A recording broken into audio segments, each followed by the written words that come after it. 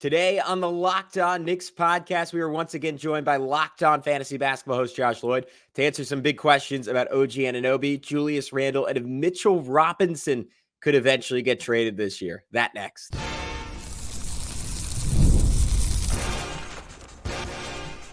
You are Locked On Knicks, your daily New York Knicks podcast, part of the Locked On Podcast Network. Your team every day. You are Locked On Knicks, your daily New York Knicks podcast. I want to remind you that today's episode is brought to you by Game Time. Download the Game Time app, create an account, and use code LOCKEDONNBA for $20 off your first purchase. Terms apply. No terms apply. I'm making Locked On Knicks your first listen today and every day if you want to be. And every day, be sure to subscribe to Locked On Knicks on YouTube. Hit that like button, comment, subscribe, notifications bell, all stuff that helps us grow the show and continue doing it 5 days a week, at least during the regular season. And be sure to hit the subscription button, of course, on your favorite podcast platform so you always have us with you on the go. I'm Gavin Schall. I've been covering the NBA for 10 years now as a media member. Have really enjoyed it. And still one of the best people I've gotten to talk to is my favorite Australian, Josh Lloyd. So we get into a whole bunch of stuff with him. OG Anunoby, why he could have a breakout season, why Julius Randle could make or break the New York Knicks. And then the case, and this is a painful case to make because he might be my single favorite Knick from a personality standpoint, why Mitchell Robinson might eventually get traded this year. We get into all that now on Locked On Knicks. We've talked quite a bit already about Mitchell Robinson, but he is the key injury update. Well, the other guys, like OG Anunoby, I'm pretty sure he's okay, but Robinson had surgery on his ankle after a weird situation where the Knicks applied for a disabled player exception, and then he miraculously returned 2 months before that would have meant that he was ruled out for, but then he hurt it again. So where are we at with Mitch at the moment and this ankle surgery? Like, he's full ready to go for the start of the season? Yeah, as far as I know, he's slated to be ready to return for the start of the year. I don't think there's really any concern. Maybe it'll be like very slowly scaling up in training camp and like keeping his minutes a little bit down at the start of the year. But I haven't heard anything that he's not going to be there for the start of the year. I think Julius Randle, it's going to be a little bit tighter, but I would expect both those guys to be in the lineup on night one. Yeah, and then OG missed time and Brunson missed time, but we're expecting them all at this point to be healthy as we head into the coming season. Now, a player, you ask all the hosts this, who the player is to watch for the upcoming season, and your call on that was you want to see, or you want to watch, everyone to keep their eye, breakout or whatever it is, on OG Anunoby, who came across, had that elbow injury, then had a hamstring injury, and never really sort of got settled in New York. He did change some of his stats versus in Toronto, where some of his defensive numbers were down. They jumped back up in New York. What are you wanting to see, or what's the expectation of a full healthy season? Which again, who knows? What do you think OG is going to be providing?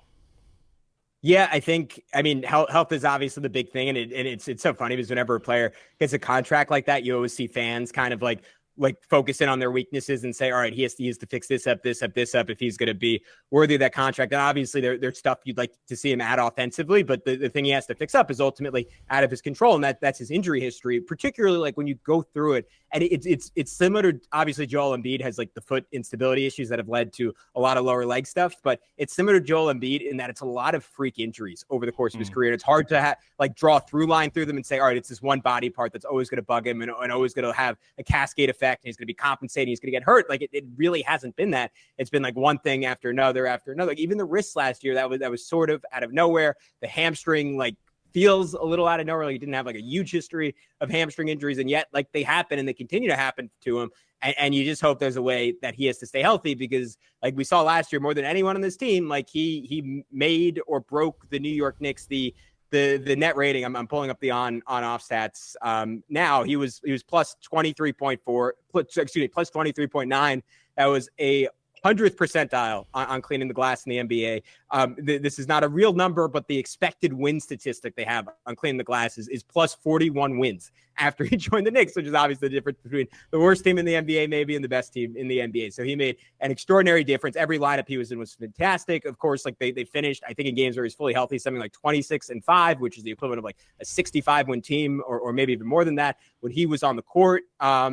And I'm also wondering, just from a skill set perspective, whether he can lean into his bully ball ways, because I think Julius going out was kind of good for him in the sense that, like, there were these stretches where you just needed him to create offense, because especially against the Sixers, like, there were games where Dante just didn't have it, and the Knicks needed a second option, and OG would, like, kind of burrow his way in for an elbow jumper. And that Pacers game, like, he looked like Kawhi Leonard for 2.5 quarters. And of course, you don't expect that from him every game. That role is just not available for him. But you just see these flashes from him that make you think, all right, maybe there's a little bit more in terms of an ability to hunt a mismatch. And especially if the Knicks ever lean into that small ball lineup, like, inevitably he will have a mismatch, and he could use his speed or use his strength depending on what kind of defender another team decides to throw at him. So I'm hoping there is just a little bit more individual offense, obviously at this age, in this context. Like, he's not going to have a breakout. He's not going to average more than 20 points per game. I do think there's a little bit more there. And I think especially in the playoffs where teams force you to go your third, fourth, fifth option, there will be times where the Knicks could lean into that a little bit. And I'm hoping he's worked on that this offseason, on top of course, just being healthy and being able to stand up to maybe playing some minutes at the 5. He only played 23 of the 51 games he was available in New York, which obviously is a very small amount. And his usage did drop down to the lowest number it had been since the 2020 season, down to under 17% in New York, versus when it was at 18 in Toronto, and then it had been 19 and 20 in previous years. His three-point shooting was pretty solid, but, you know, we have some, like, OG's steal numbers and block numbers are good. If he plays center, that helps those overall numbers, but there is that concern about, you know, when he plays and the others play and how the shots get distributed, that there's going to be a problem to try and assess with a lot of guys on this team. That brings us to the big elephant in the room, and that is Julius Randle, because he's the guy that you listed here as the make or break player. We know that when he went out, whether it's coincidence or not, the team got better. They pushed to, not that it got better, but they became that number 2 seed. They became this team that everyone wanted to watch. They became the Villanova boys because Randle wasn't there. And now we have to reintegrate him. Now there'll be people who say, well, this is a multi-time all-star, multi-NBA player. He's going to make them better. Then there'll be the other side going, yeah, but he makes everyone else worse. So what's the net negative, or what's the net approach and how that all happens? In terms of the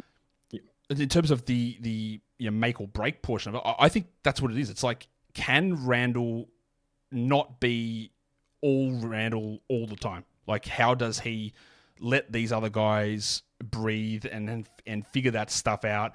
How does he not become... There are plenty of times when he becomes, petulant if something doesn't go his way, and not running back on defense, or not playing into that full team ethos, which is what really pushed this team forward the second half of the season. So I think that's where some of the levels of concerns you have to be with Julius Randle for this upcoming season. Do you see him taking, like, not a backseat, but pulling back some of this usage and ball dominance and buying more into that? Or is it just going to be Julius Randle? All right, guys, next on Locked On Knicks, we're going to wrap up this conversation on Julius Randle, get into Mitchell Robinson, why he could eventually get traded. That next on Locked On Knicks. But first, passion, drive, and patience, the formula for winning championships, is also what keeps your ride or die alive.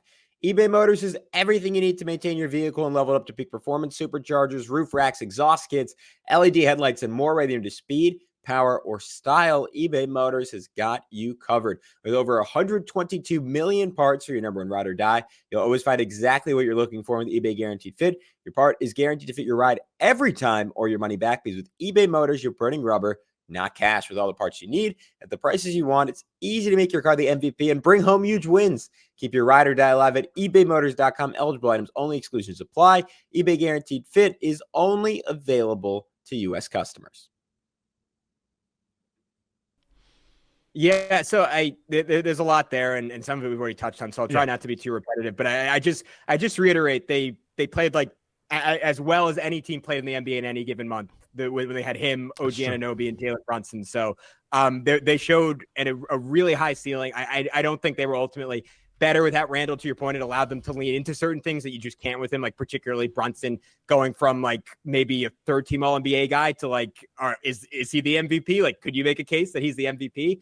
And you lose that with Julius back on the court. You lose not some of the shooting from that team, because Julius is a pretty similar level shooter to Hart. I'm not quite sure he's And he's a more willing shooter than Hart. So you could argue he's a better and more effective spacer than Hart, except for the fact that there are times where he's just going to take the ball and ram his way to the rim and not do it as quickly as someone like Hart does. And that clogs up spacing. So I'm sure there's a stat out there that screams it. It's hard to tell what that trade-off is. I think what you could say without question is that the version of this team with Bridges and Anunoby at the 3-4 obviously is better space than it is with Julius Randle out there. And again, the other big like note on that and big caveat on that is he got that done with Isaiah Hartenstein. And he was inarguably a different player when he was paired with Mitchell Robinson, and the spacing just doesn't work for years. Like, I think in Julius's defense, and we have ripped him a million times over on Locked On Knicks for the stuff that you're mentioning. You hear all of New York is chiming in right now, Josh. We've killed the guy, and yet, like, he has never really been set up to succeed in terms of the surrounding pieces around him. Having Jalen Brunson as a lefty score first guy who's an option ahead of him for 90% of his tenure, having RJ Barrett with him, who's another lefty score first guy who only shoots effectively for the most part. Not anymore. Not in Toronto, apparently. In Toronto, he's Steve Kerr out there. But on the Knicks, he was not a three-point shooter unless he was wide open inside the arc.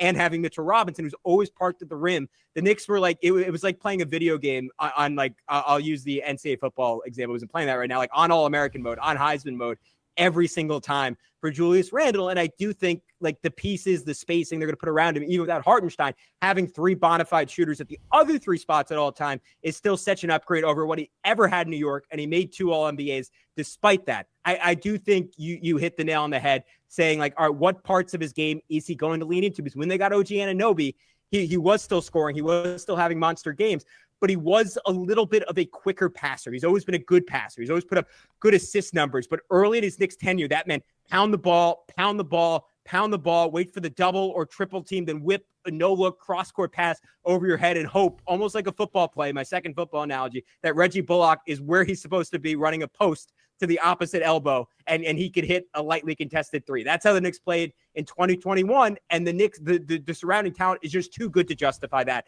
anymore. Mitchell Robinson being there does not allow you to justify that anymore. He has to be a quick decision maker. He has to be proactive in terms of his passing. He's done that in spurts. I thought he absolutely did that after the OG Anunoby trade. I thought he played, for the most part, with some bad shots mixed in that are okay because he's a good enough player to warrant it. I thought he mostly played really unselfishly. To me, it's more so on the defensive end. Like, this is the ultimate year that he has to, for like the third year in a row, be in the best shape of his life, has to be active, can't be inert. And I question how much that can be learned late in an NBA career, because the athleticism has never been questioned. He's always held up surprisingly well when star players try to attack him one-on-one. To me, it's the activity, it's the awareness off the ball. And just in terms of motor, in terms of defensive IQ, I wonder if that's something he can get better at. But whatever the ceiling is, he has to hit it for the Knicks to hit their ceiling. And the other factor there is obviously that they haven't agreed to an extension with him yet. And if that doesn't get done coming into the year, it is going to loom large as the Knicks see what the fit is. If they have an extension with him, it is highly, highly unlikely. Bobby Marks reported, I didn't know this. I thought you couldn't trade him if he signed an extension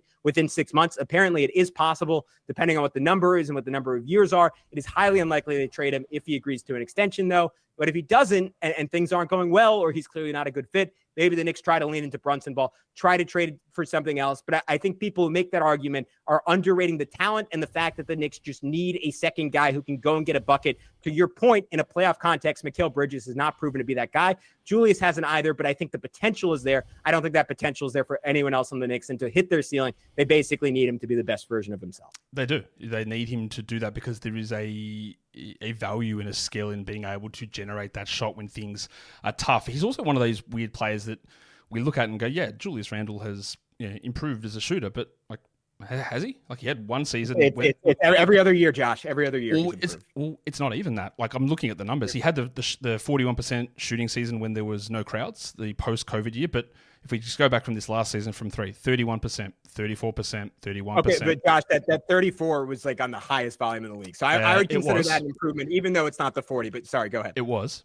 But like these numbers, like 31, 34, 31, 41, 28, 34, 22. And that's back to his Lakers and Pelicans days. So there's been some improvement, but he's like the volume is there. He's willing to take them, but it's like debatable if they're going to be really bad or they're going to be average and where it all sits. And that's going to be a key part of this. And I think, when I'm doing all these shows, we've got a number of things that we talk about. And the next part of the show, we talk about, major storylines and burning questions, but in the end, it all, I think, is just going to come down to one thing, and it all ties in. So to me, the major storyline of this team is, the change, the removal of Dante DiVincenzo and his shooting from the starting lineup, and how does that work? And then to me, the next, the burning question I was going to ask you is the same sort of thing. It's like, will the big fella Tom Thibodeau ever lean into small ball? Because he needs to. This is where we need to do it, but he's shown that he never will. Is it going to change? But that's all this stuff. It's about, how does Randle fit? How do you deal with DiVincenzo's shooting? How do you, to get the best players on the court, on the team, you need to move away from something that Thibodeau has never done. So, will he? Will he do that? Will he actually play, either whether it's Randle or Anunoby at center? Will it actually happen? I have no idea. I'd be making a lot more money if I knew for sure. But I think I would be surprised if that lineup does not get minutes during the regular season. I think it will have to get minutes, to your point, if Mitchell Robinson's hurt and they don't trade for another center. There's just no way you can justify not playing that way, at least a little. You're going to play Precious at 48 minutes a game. I don't think so. He did it last season. Wasn't Precious playing 40 minutes a night at one point? Yep. There were stretches, so he could try. But I do think in his defense, with Anunoby getting hurt, he really did not have much of a chance to trial it during the regular season. And biggest game of the year, I was there in person, Josh, in Philadelphia, game 4 against the Sixers. He had both of his centers, and he leaned, or Mitch maybe was hurt at that point, but he had Hartenstein, and he leaned into that small ball. It was with Precious on the floor, but it was with OG Anunoby playing the 5. And again, the big concern there is if you're going to play with the best version of your offensive lineup, which I think that lineup might score so well that the defense almost doesn't matter, except for the fact that, to your point, it's going to make Tom Thibodeau choke on his own vomit and maybe die on the court, which we obviously don't want. I do want to see them lean into that lineup. I have real questions about the defense and how it translates. I wonder if Mikal Bridges, he's never really been a great shot blocker for all of his length. If he could lean into that a little bit, between him and OG just flying around and kind of protecting the rim by committee, even if you have to get Josh Hart involved and give up a little shooting, that lineup is another guy who's just sturdy and can hold up on some post-ups. There are different ways they can go where I think the defense can be just good enough and the offense will just be so ungodly that they'll be okay. But to answer your question, I think that lineup maybe averages 5 minutes, 6 minutes a game. And it's not even playing every game. It's playing some nights against some opponents. But Thibs has shown when something's working, to his credit, even if it's not in his nature, he'll lean into it a little bit and he'll commit to it and he'll stick with it if it's looking good, if it's working well on that particular night. It's just, does he ever get there? So my conservative estimate right now is you get 5-6 minutes of that, which I don't think is enough. I think in the playoffs, to me, that should probably be your closing lineup. Pending a trade, is he ever going to get there?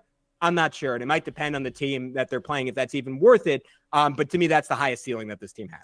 All right, guys, as sad as it is to say goodbye, we're going to wrap up with a little bit of trivia, a wins prediction here on Locked On Knicks. That next.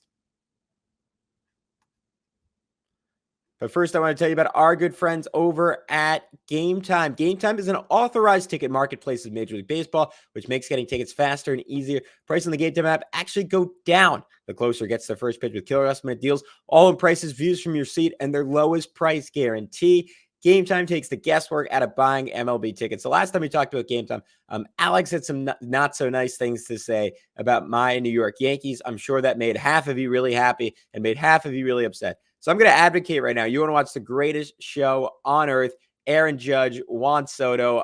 Be sure to use Game Time to get your tickets to go see the New York Yankees down the home stretch. So why would you pick Game Time over other apps? I'll give you a couple of reasons. They have priority last minute tickets. You can save up to 60 or priority last minute deals, excuse me. You can save up to 60% off buying last minute tickets for sports, concerts, comedy, theater, and more. They also offer zone deals, so you save even more when you choose a specific section and let Game Time choose the seats. But my personal separator between Game Time and all the other apps that are out there is the lowest price guarantee. So that means if you find a cheaper ticket on another site, Game Time will credit you 110% of the difference, meaning that Game Time is inherently the best app to buy tickets on. There's nothing you can do to beat that. So take the guesswork out of buying MLB tickets with Game Time. Download the Game Time app, create an account, and use code LOCKEDONNBA for $20 off your first purchase. Terms apply. Again, create an account and redeem code LOCKEDONNBA for $20 off. Download Game Time today. Last minute tickets, lowest price guarantee. Your bold prediction is something, again, that we've teased all the way through, because it's, again, everything just sort of has to sort of cycle around this one part, and that's what happens at center. And your prediction is that Knicks will try and move on from Mitchell Robinson, gather together the bulk of their assets, and get a center upgrade that gives them more stylistic versatility, is the way you eloquently put it. So, stylistic versatility, what does that mean? Let me just say this. Does that mean Miles Turner / Miles Turner prototype? Yes, that's what I'm thinking of, because if you're Tom Thibodeau, you're not going into the playoffs without a starting center that can protect the rim, and maybe Wendell Carter or someone like that is the more realistic version. The issue for the Knicks is the cap mechanics get very, very tricky. And the downside of having all these good players is like, all right, if you want to get someone else that fits a little bit better, you're going to have to move off one of them. So that trade is complicated. It's very difficult to get that guy without moving Julius Randle. Obviously, in a perfect world, you'd get Miles Turner himself, who Indiana's like never trading to New York, I don't think. You get Brook Lopez if that's not working out in Milwaukee. You get now from a cap perspective, you Julius Randle and maybe Mitchell Robinson have to be in that trade. So it is tough to do. And if you ask me to pinpoint the guy, I can't say I've gotten there yet. Maybe it's someone who will break out and emerge during the season. But to me, it is just too risky to go into the playoffs with Mitchell Robinson as your center, because one, again, like at the highest levels, like I don't know if he can hold up offensively, just because he is so damaging to your spacing. And we saw 2 years ago in that Miami series, like after he was maybe their best player against Cleveland, and probably should have forced Jared Allen to go play in Europe or the G League for a couple of years, and just totally bullying him. He didn't look as good against Bam Adebayo. And if he's not physically dominating, like his utility on offense is very, very limited. Defensively, I think this is where I'm being a little bit unfair. Like, I thought he was brilliant at the start of last year, which is the only time he was fully healthy. Like I thought he was a legit deserving candidate for an all-defensive team, someone who maybe should have gotten like a couple third-place votes for Depoy. Like I thought he was playing that good on the defensive end to start last year. Like he's a fantastic player in that respect. You hope his finishing comes back. You hope his free throw shooting doesn't go down for the 5th straight year. There are worlds where he's a useful player. I think the defense with him, Anunoby, and Bridges on the floor is going to be spectacular. So I don't want this to be the crap on Mitchell Robinson fest. I just think like the spacing issues are too substantial. And to your point, the injury risk is so high. And if you go in with the center rotation and anything happens to him, like that's it. This team that the Knicks, I hate to say it, but after trading 5 first-round picks, like it's not cute anymore if they make the second round and they're really spunky and they upset or quote-unquote upset the Sixers team that maybe should have beaten them without Julius. Like year 3 of that, after you trade all your assets to go get Mikal Bridges, that's all of a sudden not good enough. And I think with Mitchell Robinson, that's when they will top out as not quite good enough. So I do think there has to be an upgrade there, even though I love Mitch, even though he's the longest tenured Knick, even though like all like the best thing I could imagine in my life is Mitchell Robinson lifting that championship trophy at the end of the year. I just don't think it happens with him. Well, at least there's got a lot of people who are friends on that team. Let's talk about the team record for this upcoming season. Like we said, they were the number 2 seed last season, and Gavin, you're predicting them to have a lot of wins, 56 and 26. Because if there's one thing we know, is that Tom Thibodeau is going to play every single game to win.